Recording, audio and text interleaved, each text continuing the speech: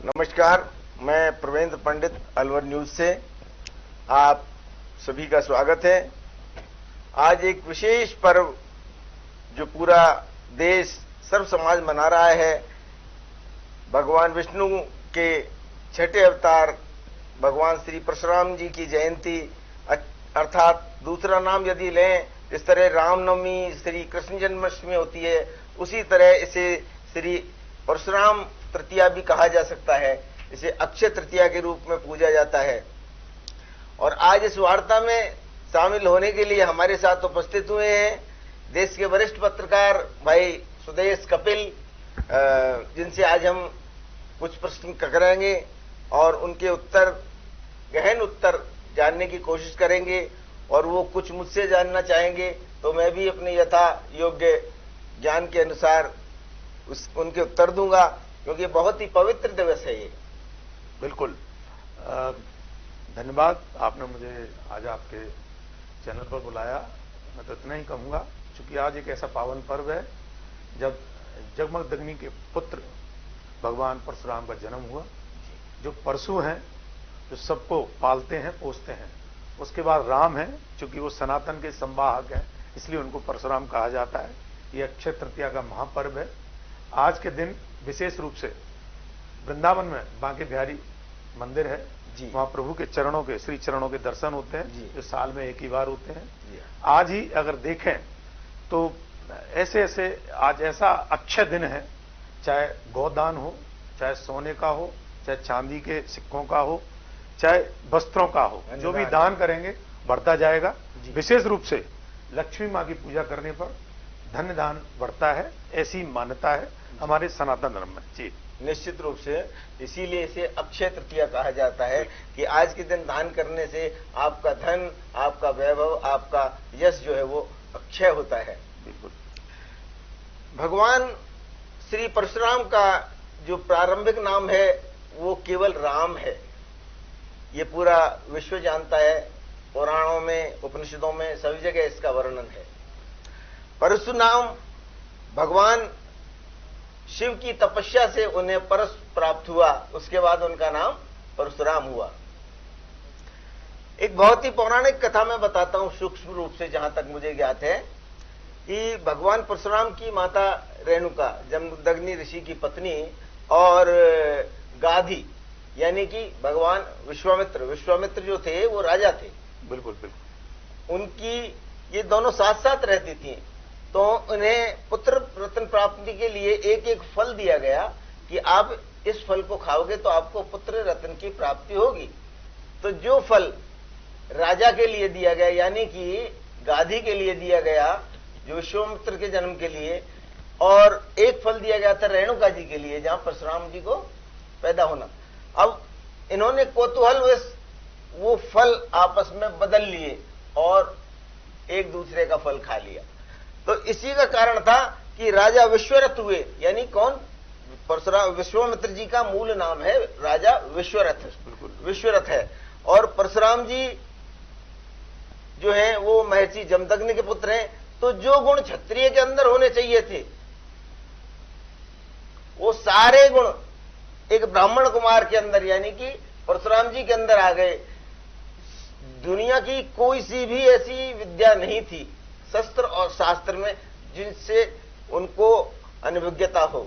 उसी प्रकार से इधर जो गादीसुत हैं श्री विश्वामित्र जी, उनके पास ज्ञान विज्ञान, वो बड़े वैज्ञानिक ऋषि थे।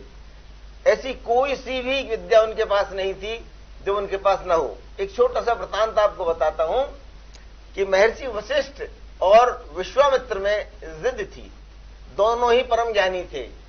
तो एक नंदिनी नामक गाय हुआ करती थी, आपको याद होगा, वशिष्ठ जी के आश्रम में। तो विश्वरथ एक बार वहां भ्रमण करते हुए पहुंचे कि महर्षि आज हम आपके यहां भोजन करेंगे, परीक्षा लेने के लिए कि ये गरीब ब्राह्मण हमें क्या भोजन कराएगा, कि आप तो विराजो। सहस्त्रों सेना थी, तो उनकी सहस्त्रों सेनाओं को अत्यंत ही स्वादिष्ट भोजन जब प्रस्तुत किए गए, तो उनके परोसने वालों से पूछा कि ये कहां से आ रहा है इतना भोजन? ना रसोई है, ना हलवाई है, ना कुछ है, क्योंकि सब नंदिनी मां की कृपा से हो रहा है। जब नंदिनी मां की कृपा बार बार पूछी गई, तो विश्वामित्र जी ने वशिष्ठ से पूछ लिया कि ये नंदिनी कौन है। बोले तो कामधेनु की पुत्री हैं, मुझको प्राप्त हुई हैं, हम इनसे जो मांगते हैं हमें मिल जाता है, सारे आश्रम का पेट भरता है, अतिथियों का पेट भरता है। तो उन्होंने बलपूर्वक, क्योंकि वो राजा थे विश्वरथ, बलपूर्वक नंदिनी को अपहरण करने का प्रयास किया। नंदिनी रमाने लगी, रोने लगी। तो वशिष्ठ ने हाथ जोड़ दिए कि मैया मेरे पास न तो सैनिक है न बाहुबल है, तू यदि अपनी रक्षा खुद कर सकती है तो कर ले। तब नंदिनी के कहते हैं कि सहस्त्रों सैनिक निकलते हैं एक एक अंग से। हम कहते हैं ना माँ के कितनों देवता बसते हैं गौ माता के शरीर में, तो तमाम निकलते हैं सैनिक और विश्वामित्र की सारी सेना को परास्त करते हैं। विश्वामित्र चले जाते हैं। अब विश्वामित्र और वशिष्ठ का इस तरह से एक तरह से अंदर से अंतर्द्वंद हो जाता है, क्योंकि वो जब भी रघुकुल में कोई भी बात होती थी उनकी परीक्षा लेने के लिए सबसे पहले विश्वामित्र पहुंचते थे, चाहे राजा हरिश्चंद्र हो या उसके बाद की कोई दूसरी बात हो। तो ये करने के बाद में क्या हुआ कि इक्ष्वाक वंश में एक राजा हुए, उनका नाम था त्रिशंकु। वो शॉर्टकट चलना चाहते थे। वो कहते इक्ष्वाक वंश में जन्म लिया है और वशिष्ठ मेरे परम विद्वान गुरु हैं, मुझे सशरीर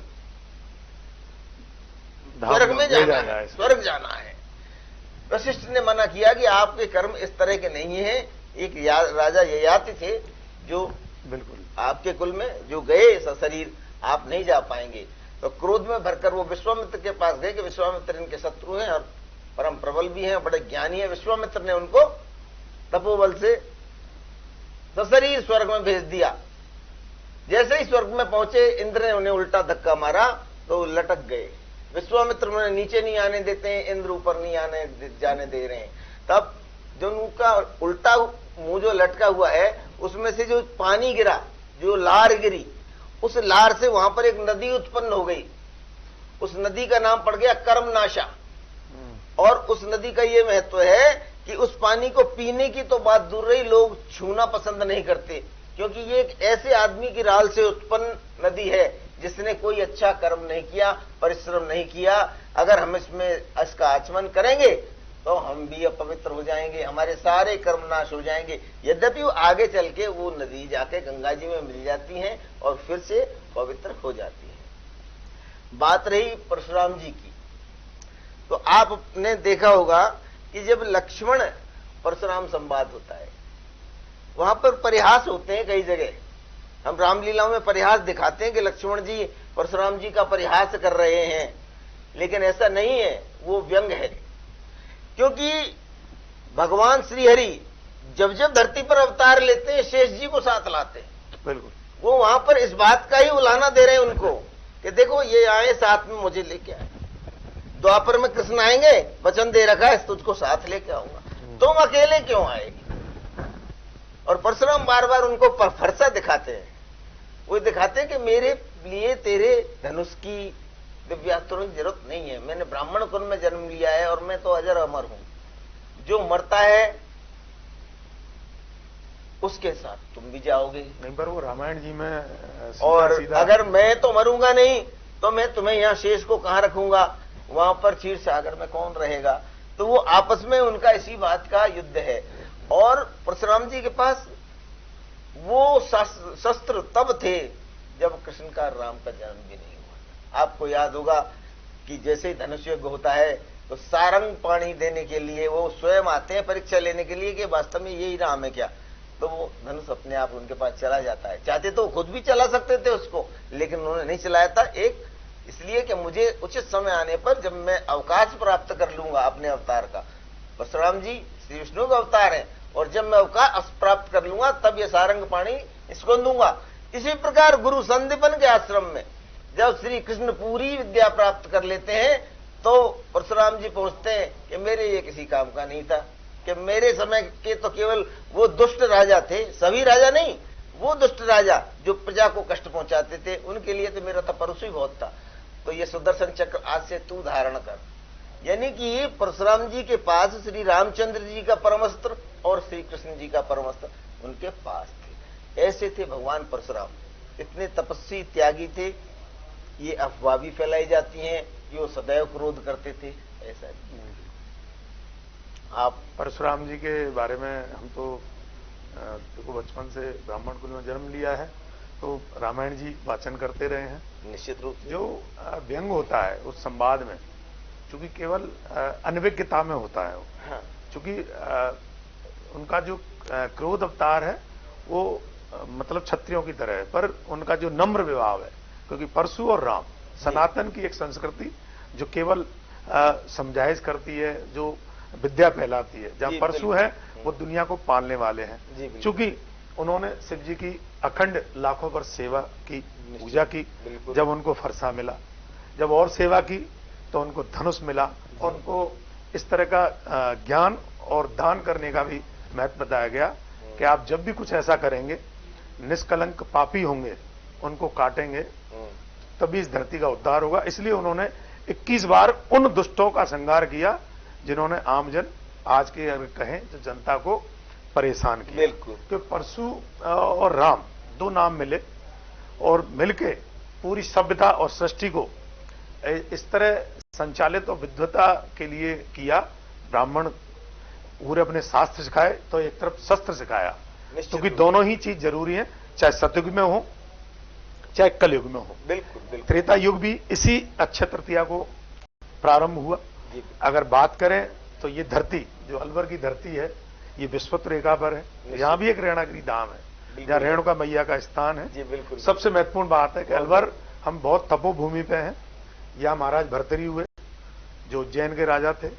यहाँ हमारे दो बड़े संत भी हुए, हीरादास जी महाराज जी, जिनकी आज जगह जगह गाथाएं गाई जाती हैं। तो कहीं ना कहीं गुरु गोरखनाथ आए, तो कहीं ना कहीं इस जो धरती है ये भी परशुराम जी के, हम तो सौभाग्यशाली हैं कि ये धरती के हम अंश हैं यहाँ पर, क्योंकि रेणागिरी धाम अपने आप में अद्भुत चमत्कारिक जगह है। आज के संदर्भ में बात करें, चाहे आज सब समाज मना रहा है। सबसे महत्वपूर्ण बात है परशुराम जयंती नहीं, जन्मोत्सव समारोह है, इसको पूरा सर्व समाज मना रहा है। जगह जगह स्वागत द्वार हो रहे हैं, लोगों में एक भावना है कि आज ही के दिन सामाजिक समरसता, हाँ, सामाजिक समरसता पे हर समाज आज सामूहिक विवाह सम्मेलन कर रहा है, क्योंकि ये अक्षय दिन साल में एक ही बार आता है।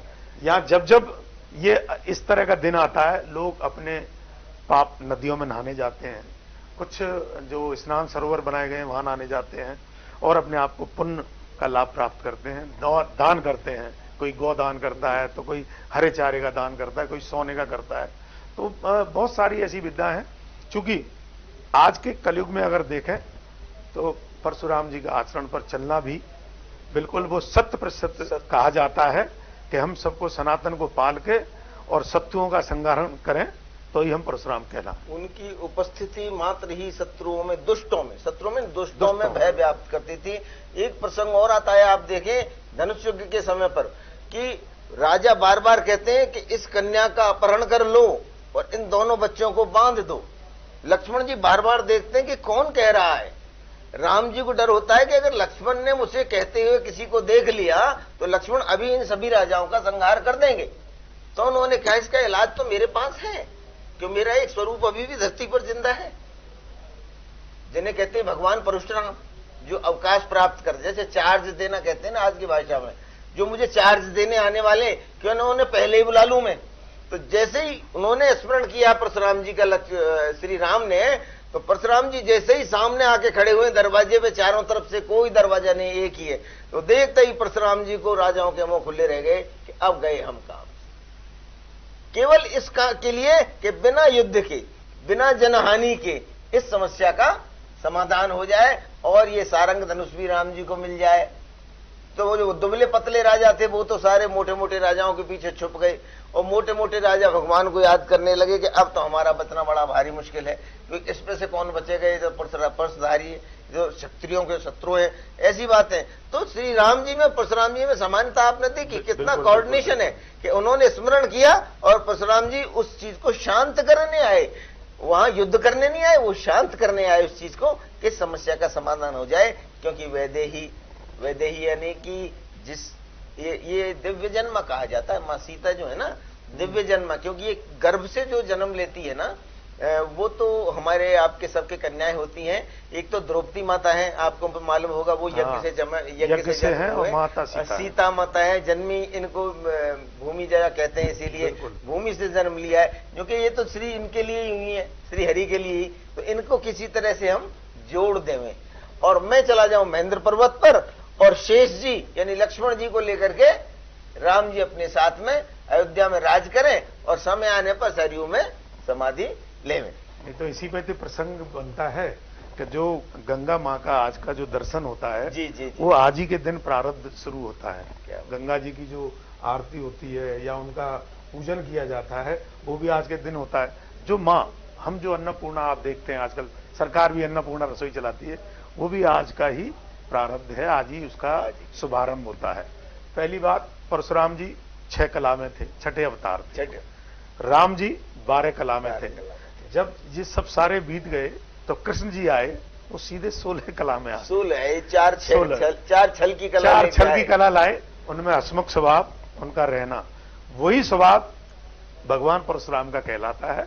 पर चूंकि जब आताताई और आक्रांता, जब उस गरीबों पे अत्याचार किया, जब परशु ने अपना परशुराम उठाया और इस पूरे धरती को सुख शांति में बनाया, इसलिए आज वो परशुराम आज इस कलयुग में भी उतने ही प्रशंसनीय हैं जितने उस समय में थे।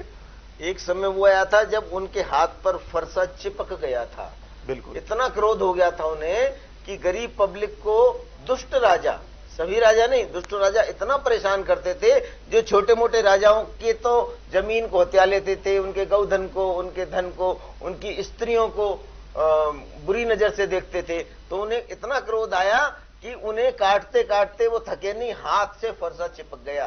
तब ऋषि महर्षियों ने कहा, एक हिमाचल प्रदेश में एक कुंड है, उसमें आप जाके स्नान कीजिए, तब ये फरसा अपने आप आपके हाथ से छूट जाएगा, और तब राम जन्म होगा। उसके बाद आप उनको अपना चार्ज देकर चले जाइए। चार्ज यानी कि अपना अवकाश ले लेना, उसके बाद आप अवकाश लोगे, तब तक आप अवकाश नहीं ले पाओगे, ऐसा पौराणिक मान्यता में बताया जाता है। और लोगों ने बांटा है भगवानों को, ये बहुत गलत काम किया है जिन्होंने किया है, अब नहीं कर रहे, बहुत सुधार है समाज में। आप भी देख रहे होंगे समाज में बहुत सुधार है।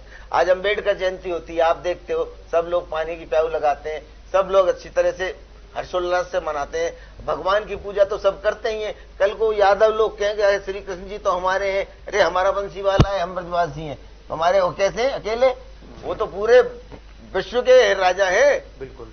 और इसी तरह राम जी, इसी तरह परशुराम जी, इसी तरह वामन भगवान, जितने भी अवतार हुए संपूर्ण समाज के, संपूर्ण सृष्टि के कण कण के हैं। बिल्कुल। एक इस्लाम में एक छोटी सी बात आती है, आपको एक बात बताएं तो, कि एक बादशाह जो कहता है कि मेरे ये बच्चे हो गए, मेरी ये पत्नी हो गई, इनको मेरे बाद कौन संभालेगा। तो वहां एक सूफी संत साधु निकलता है, बोला हथौड़ा उठा, इस पत्थर को तोड़।